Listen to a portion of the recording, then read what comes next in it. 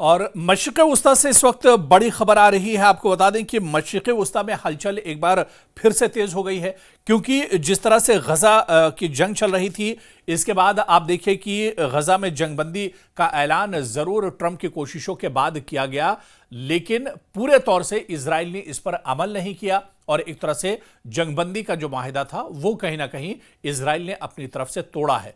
और इस बीच मशरिक़ वस्ता से बड़ी खबर यह है कि अब ऐसे में दरअसल जिहाद इस्लामी फिलिस्तीन ने ऐलान किया है कि हम हथियार नहीं डालेंगे और मैदान में डटे रहेंगे। यानी एक बड़ा इशारा है कि हमास हथियार डालने नहीं जा रहा है, क्योंकि जो पिछले दिनों डील हुई थी उस डील में यह तय हुआ था कि हमास अपने हथियार डालेगा, इलाके से दस्तबरदार होगा और हमास अभी इस तरह की कोई कार्रवाई अंजाम नहीं देगा। लेकिन जिस तरह से इजराइल नापाक हरकत कर रहा है, ऐसे में हमास की तरफ से अब दो टूक अल्फाज में कहा गया है कि हमास ने यह ऐलान किया है कि हम हथियार नहीं डालेंगे और जो मज़ाहमत है वो एक तरह से करते रहेंगे और मैदान में डटे रहेंगे।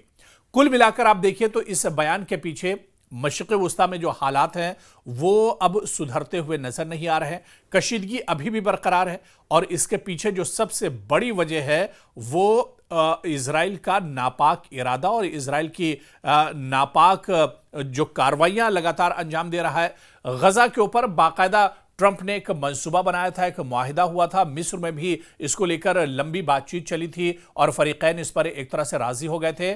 लेकिन जिस तरह से हमास ने पहले मंशा जाहिर की थी कि इजराइल की नीयत पर भरोसा नहीं किया जा सकता है, ठीक वैसा ही मशरिक़ वस्ता में हुआ है। और आप देखिए कि एक तरफ मुआहिदा होता है और दूसरी तरफ इजराइल लगातार बेगुनाहों का कत्लेआम करता रहता है। इजराइल लगातार अपने हमले इस गजा पर एक तरह से जारी रखता है। गजा के बाद आप देखिए कि मगरबी किनारे को निशाना बनाया गया, उसके बाद अब हालात इतने ज्यादा खराब हुए कि लबनान में भी अब लगातार हमले इजराइल की तरफ से किए जा रहे हैं। तो मशरिक़ वस्ता में हालात कुल मिलाकर अगर आप देखिए तो अभी भी बहुत अच्छे नहीं है। हालात अभी भी एक तरह से कशीदा बने हुए हैं और इसके अलावा आप देखिए कि तनाव लगातार बढ़ता जा रहा है। और जो बयान जिहाद इस्लामी फिलिस्तीन की तरफ से आया है, जो ऐलान इसकी तरफ से किया गया है कि हम हथियार नहीं डालेंगे, मैदान में डटे रहेंगे, दरअसल यह बयान उस वक्त आया है जब इजराइल लगातार गजा पर हमले जारी रखे हुआ है।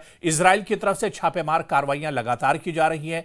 मगरबी किनारे में भी इजराइल लगातार फिलिस्तीनियों को परेशान कर रहा है। मगरबी किनारे में भी जो फिलिस्तीन और मासूम लोग हैं उन्हें इजराइल की तरफ से परेशान किया जा रहा है। ऐसे में आपको बता दें कि बैरूत में 34वीं अरब नेशनल कॉन्फ्रेंस से खिताब करते हुए इस्लामी जिहाद के सेक्रेटरी जनरल जियाद अल नखाला ने यह बात जोर देकर कही है कि फिलिस्तीनी कौम और तहरीक मज़ाहमत हथियार नहीं डालेंगे। यानी आप देखिए कि बैरूत में एक बड़ी समिट हुई थी और इस समिट में जिहाद इस्लामी के सेक्रेटरी जनरल ने यह बयान दिया है कि वो मैदान में डटे रहेंगे और हथियार नहीं डालेंगे। जियाद ने यहां कहा कि ऑपरेशन तूफान अल अक्सा फिलिस्तीनी काज को खत्म और एक नए मशरिक़ वस्ता के नापाक मंसूबे के जवाब में किया गया है। उन्होंने मजीद कहा है कि यह कौम अब भी जो इजरायली हैं, जो गासिब है, उनके खिलाफ मैदान में डटी हुई है और आइंदा भी डटी रहेगी। यानी जियाद का ये जो बयान है, आप देखिए कि इसमें कई चीजें नजर आती हैं, क्योंकि हमास की तरफ से पहले यह कहा गया था कि वो शर्तें मानने के लिए तैयार है और जंगबंदी होनी चाहिए, और हमास भी इस पर एक तरह से इसरार कर रहा था कि जंगबंदी महीने दो महीने के लिए नहीं, हफ्ते दो हफ्ते के लिए नहीं, बल्कि मुस्तकिल जंगबंदी होनी चाहिए ताकि मशरिक़ वस्ता में हालात बेहतर हों। गजा जो पूरी तरह से तबाह बर्बाद हो चुका है, यहां पर भी हालात अब पटरी पर लौटकर आने चाहिए। लेकिन इजराइल ने पहले तो हामी भरी और उसके बाद अपने बात से ही पलट गया। और यह पहली बार नहीं है। आप देखिए कि पिछले 2 साल में जिस तरह से हमास और इजराइल के दरमियान जंग जारी रही, इजराइल लगातार गजा पर हमले करता रहा। इस बार बीच में कई बार जंगबंदी हुई, लेकिन इस जंगबंदी को इजराइल ने हमेशा अपनी तरफ से तोड़ा है और बातचीत जो है वो एक तरह से नाकाम हुई है। और यही वजह कि हमास इस बार बात मानने के लिए तैयार नहीं था। हमास दरअसल इजराइल पर भरोसा नहीं करता है। हमास को ये बिल्कुल शक था, ये यकीन था कि जंगबंदी का मुआहिदा तो होगा लेकिन इजराइल इस जंगबंदी को तोड़ देगा। और एक बार फिर से वही शक इजराइल का यकीन में बदल गया है कि पहले इजराइल मुआहिदा करता है, डील करता है और उसके बाद इस डील को तोड़ देता है और अचानक हमले शुरू हो जाते हैं। कुछ ऐसा ही ट्रंप पीस डील के बाद भी हुआ है, जहां पर अमेरिका से बाकायदा ट्रंप ने ऐलान किया इस डील को लेकर। मिस्र में लंबी बातचीत हुई, कतर ने इसमें सालसी की, सऊदी अरब भी इसमें शामिल था, ईरान भी इसमें शामिल था और सबसे अहम बात तुर्की भी इसमें शामिल था। और एक मजबूत कदम उठाया जा रहा था ताकि मशरिक़ वुस्ता में एक तरह से जो हालात हैं वो पीसफुल हों और यहाँ पर कत्ल गारतगरी रुकनी चाहिए, यहाँ पर बम और मिसाइल के जो हमले हो रहे हैं वो रुकने चाहिए, क्योंकि गजा पूरे तौर से तबाह बर्बाद हो गया। पूरी दुनिया से लगातार ये आवाज़ उठ रही थी, यहाँ तक कि इजराइल के अंदर से आवाज़ उठ रही थी। इजराइल के अंदर लगातार एहतजाज और प्रोटेस्ट किए जा रहे थे, लेकिन इजराइल अपनी नापाक हरकतों से बाज नहीं आया और उसने लगातार हमले गजा पर जारी रखे हुए हैं। कुल मिलाकर अगर देखा जाए, अब जो बयान एक तरह से जिहाद इस्लामी फिलिस्तीन ने ऐलान किया है या उसकी तरफ से जो बयान आया है कि वो मैदान में डटे हुए हैं और मुकाबला करने के लिए तैयार हैं, वो हथियार नहीं छोड़ेंगे। उनका ये मानना है कि इजराइल अपने वादे से एक बार फिर से मुकर गया है, इजराइल एक बार फिर से उसकी जो बदनीयती है वो सामने आ गई है, तो ऐसे में अब वो भी हथियार नहीं डालेंगे और मैदान में डटे रहेंगे। आप देखिए कि 2 साल की जंग के बाद भी, चाहे जिहाद इस्लामी फिलिस्तीन की बात करें या हमास की बात करें, इनको इजराइल खत्म नहीं कर पाया।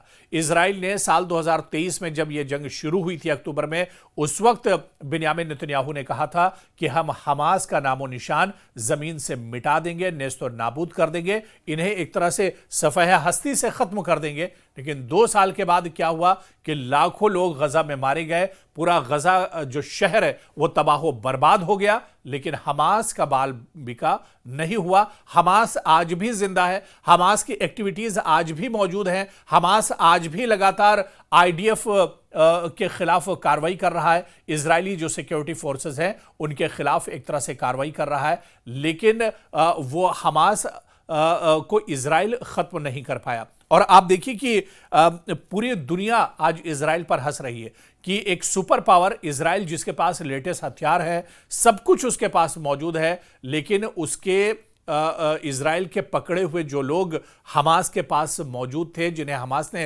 अगवा कर लिया था साल 2023 में, 2 साल में भी इजराइल उसका पता नहीं लगा पाया। बल्कि यहां पर एक सुपर पावर नहीं, 2 सुपर पावर की हार हुई है। अमेरिका और इजराइल मिलकर ये जंग लड़ रहे थे छोटे से ग्रुप हमास के साथ, और हमास को पसपा नहीं कर पाए। आखिर में इजराइल और अमेरिका को डील हमास से करनी पड़ी है, यानी बहुत शर्मनाक शिकस्त का सामना कहीं ना कहीं इजराइल और अमेरिका को मशरिक़ वुस्ता में करना पड़ा है। लेकिन कहते हैं कि खिसियानी बिल्ली खंबा नोचे, कुछ इसी तरह के हालात अब मशरिक़ वुस्ता में बने हुए हैं, जहां पर इजराइल दरअसल अपनी नाराजगी को निकालने के लिए लगातार गजा पर हमले कर रहा है। बल्कि इजराइल ने अब एक नई जंग की तरफ इजराइल बढ़ रहा है और लबनान पर उसने कार्रवाई तेज कर दी है। लबनान में दरअसल यहां पर जो ग्रुप हैं, जो जिहादी ग्रुप हैं, उनके खिलाफ अब इसने कार्रवाई शुरू कर दी है।